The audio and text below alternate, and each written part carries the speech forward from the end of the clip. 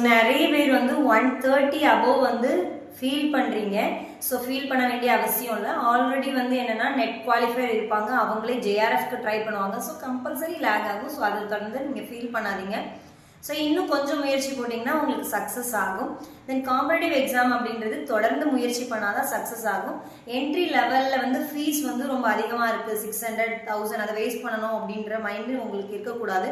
So நீங்கள் ஒரு top பொசிஷனில் போகணும் அப்படின்னா இதுக்காக செலவு பண்ணுறதெல்லாம் நீங்கள் கண்டிப்பாக யோசிக்கவே கூடாது. நீங்கள் நியரஸ்ட் தான் இருக்கிறீங்க, கொஞ்சம் ஒரு 10 questions தான். ஸோ அதை நீங்கள் முயற்சி பண்ணி பேப்பர் 2ல் ஸ்ட்ராங் ஆக வேண்டியது ரொம்ப ரொம்ப முக்கியம். ஸோ நீங்கள் பேப்பர் 2வை கான்சென்ட்ரேஷன் பண்ணிங்கனாலே கண்டிப்பாக உங்களுக்கு கிளியர் ஆயிடும். அதுலேயும் சில டிபார்ட்மெண்ட்லாம் வந்து பார்த்தீங்கன்னா பேராகிராஃப் ரைட்டிங் வித் எக்ஸ்பிளனேஷனில் 5 கொஷின்ஸ் கொடுத்துருப்பாங்க. அதாவது பேராகிராஃபில் எம்சிக்யூஸ் அடிக்கிற மாதிரி 5 கொஷின்ஸ் காமர்ஸ்க்கு அதர் டிபார்ட்மெண்ட்ஸ் கொடுத்துருப்பாங்க. அதை நீங்கள் வந்து கரெக்டாக 10 questions அடிச்சிங்க அப்படின்னா கண்டிப்பாக அதில் உங்களுக்கு மார்க்ஸ் வந்து ஸ்கோர் ஆகும். இன்னொன்று பேப்பர் 2ல் நீங்கள் ஸ்ட்ராங் ஆனீங்கனாலே கிளியர் ஆகும். தென் டேட்டா இன்டர்பிரேஷனில் நீங்கள் ரொம்ப அதிகமாக கான்சன்ட்ரேஷன் பண்ணணும், அதனால கூட ஃபெயில் ஆகும் பேப்பர்.